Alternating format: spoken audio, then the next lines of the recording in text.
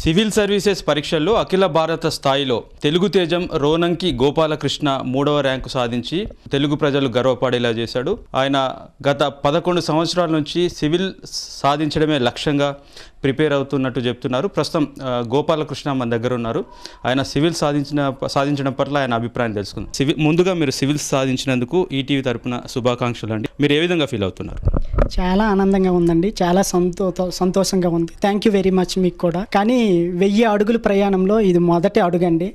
రేపు నేను ఒక ఐఏఎస్ అధికారిగా ప్రజలకి ఏ విధంగా సేవలు చేస్తాను, పేద ప్రజలకి, నాలాంటి పేద ప్రజలకి, మాలాంటి పేద ప్రజలకి అనే దాని మీద ఈ విజయం ఆధారపడి ఉంటుందండి. చాలా సంతోషంగా ఉందండి. సివిల్ సాధించేందుకు మీకు ఇన్స్పిరేషన్ ఏంటి? మీరు సివిల్ సాధించాలనే లక్ష్యాన్ని ఎప్పటి నుంచి పెట్టుకున్నారండి? నేను 2006లో డిఎస్సి సాధించాక, డిఎస్సి ద్వారాగా టీచర్గా ఎస్జిటిగా ఎంపిక అయ్యాక అప్పటి నుంచి టార్గెట్ పెట్టుకున్నానండి. అప్పుడే ఆల్ ఇండియా టాపర్ రేవు ముత్యాలరాజు కూడా ఎంపిక అవడం జరిగింది. అప్పటి నుంచి సీరియస్గా దీని మీద ఫోకస్ పెట్టానండి. మెయిన్ దీనికి కారణం మా అమ్మా నాన్నలేనండి, మా అన్నయ్య అండి. మా అమ్మా నాన్న పూర్తిగా నిరక్షరాస్యులు, ఇద్దరు కూడా వ్యవసాయ కూలీలండి. మాకు 56 సెంట్లు పొలం ఉంది. మాది పారసంబ గ్రామం, పలాస మండలం, శ్రీకాకుళం జిల్లా అండి. ముగ్గురు మేము. మా అన్నయ్య రోనంకి కోదండరావు, ఆయన అసిస్టెంట్ మేనేజర్గా భీమవరంలో ఎస్బీఐలో పనిచేస్తున్నారు. మా చెల్లి రోనంకి ఓర్వసి, ఆమె డిగ్రీ చేసింది, ప్రస్తుతం గృహిణిగా ఉంది. అయితే వీళ్ళు మా నాన్న ఇప్పుడు కూడా ఒకటే చెప్పేవాళ్ళు, ఆ వ్యవసాయ ఫీల్డ్ దగ్గరికి, ఆ వ్యవసాయ పొలాల దగ్గర తీసుకొని వెళ్ళి, నేను ఇంత కష్టపడి పండించాను, ఇంత పంట వచ్చింది, ఎక్సలెంట్గా పండించాను, నువ్వు కూడా నీ చదువులో ఇంత కష్టపడు, పట్టుదలతో కష్టపడు, డెఫినెట్గా ఏదైనా సాధిస్తావు అనేది చెప్పారు. నేను పెద్దగా ఏవో మీకు కార్పొరేట్ స్కూల్లో ఎక్కడో నేను చదివించలేను, కానీ ప్రభుత్వ స్కూల్లోనే ఎటువంటి అంతరాయం లేకుండా చదివించగలను, అదొక్కటి నేను చేయగలను అని చెప్పేవాళ్ళు. మా నాన్న నాకు స్ఫూర్తివంతం. ఇంటర్మీడియట్ వరకు మాకు కరెంట్ లేదండి. చిన్న పూరి గుడిసెలో ఉండేవాళ్ళము. చిన్న అరికిల్లాంతలు పెట్టుకుని చదువుకునేవాళ్ళం.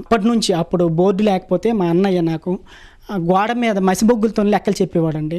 ఒక గురువు, ఒక ఫ్రెండ్, ఒక స్నేహితుడు, అన్ని రకాలుగా ప్రతి క్షణం ఎన్ని వైఫల్యాలు వెళ్ళిపోయినా నేనున్నాను, నువ్వు వెళ్ళు, గో హెడ్ అని అన్నాడండి. ఒక రకంగా ఆయన నా చేత చేయించారండి. విద్యాభ్యాసం ఎక్కడెక్కడ చేశారు?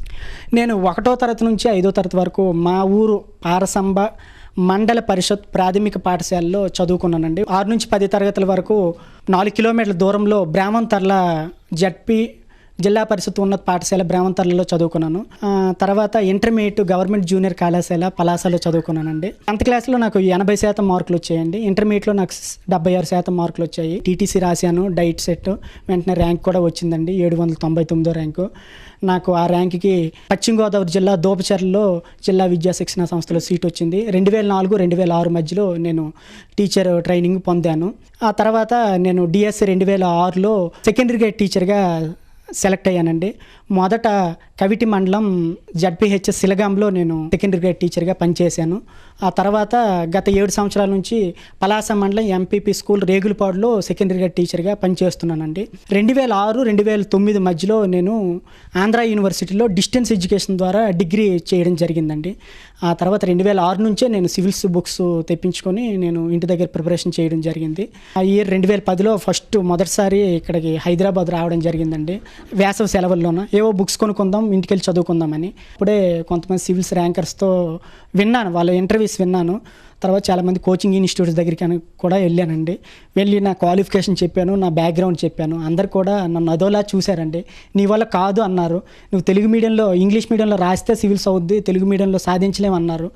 వెంటనే నేను నా లక్ష్యం కోసం నేను వెనకడుగు వేయలేదు. నా ఆప్షనల్ తెలుగు సాహిత్యం. నేను మొదటిసారిగా 2011లో సివిల్స్ అటెంప్ట్ ఇచ్చానండి.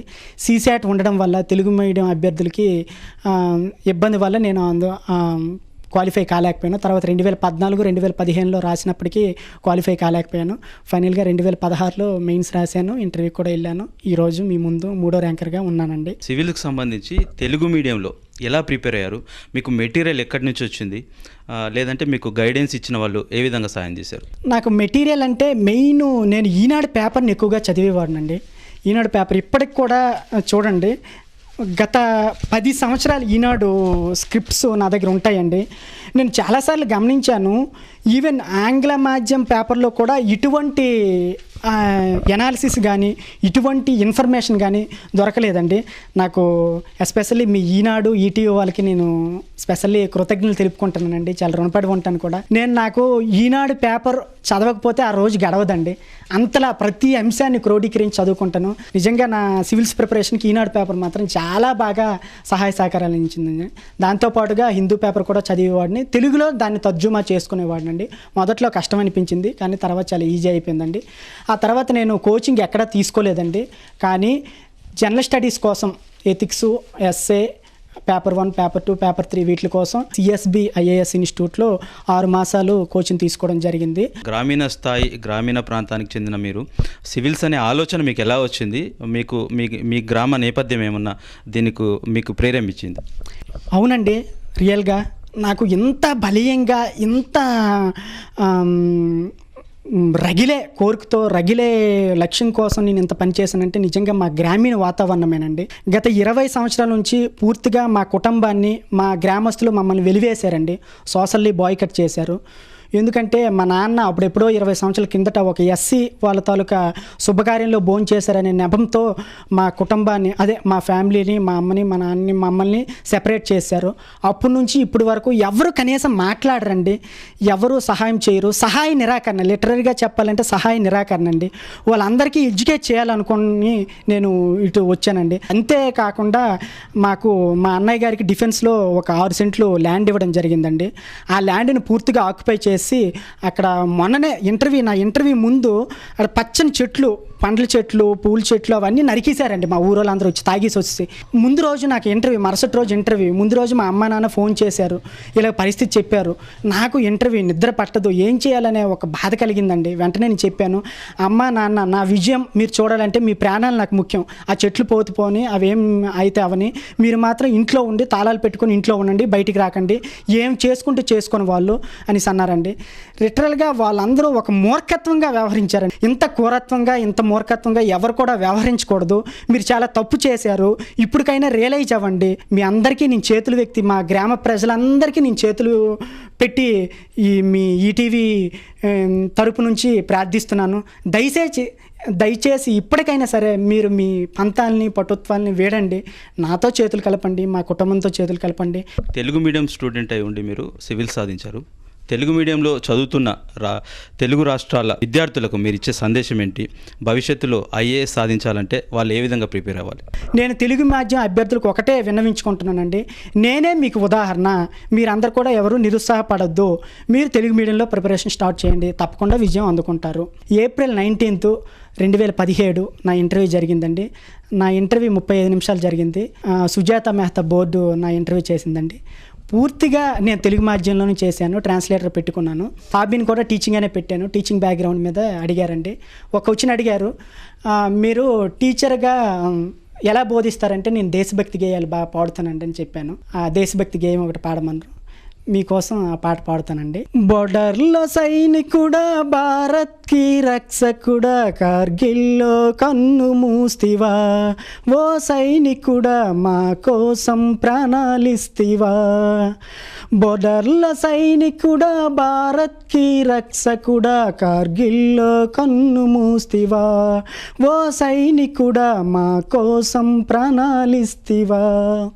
ఇది నేను వెస్ట్ గోదావరి డైట్లో ఉండేటప్పుడు ఓరయ్య గారని మా ప్రిన్సిపల్ గారు ఉండేవారు.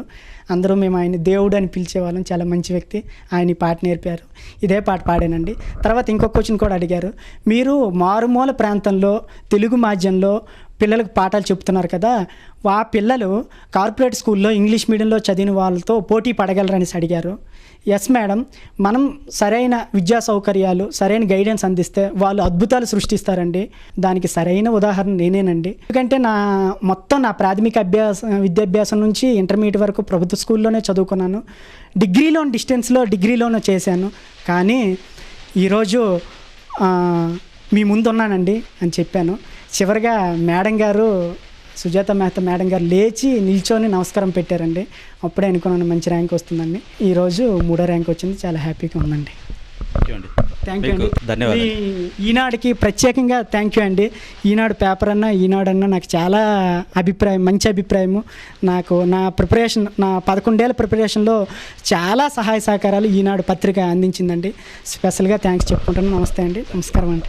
శ్రీకాకుళంలోని ఒక మారుమూల గ్రామంలో తన గ్రామంలోని సమస్యలు, గ్రామస్తులు తమ కుటుంబాన్ని వెలివేయడాన్ని జీర్ణించుకోలేకపోయిన గోపాలకృష్ణ తన సత్తా ఏంటో చాటాలని గ్రామస్తులకు తన ఒక గొప్ప స్థాయికి వెళ్ళి గ్రామస్తులకు తన పొజిషన్ ఏంటో చూపించాలని చెప్పే ఉద్దేశంతో కష్టపడి 11 సంవత్సరాలు సివిల్స్ కోసం కష్టపడి ప్రిపేర్ అయ్యారు. అయితే తెలుగు మీడియం అయినా ఏమాత్రం వెనుకంజ వేయకుండా, అధైర్యపడకుండా, మొక్కవని ఆత్మవిశ్వాసంతో పట్టుదల ఉంటే ఏదైనా సాధించవచ్చని నిరూపించారు గోపాలకృష్ణ. Over to studio.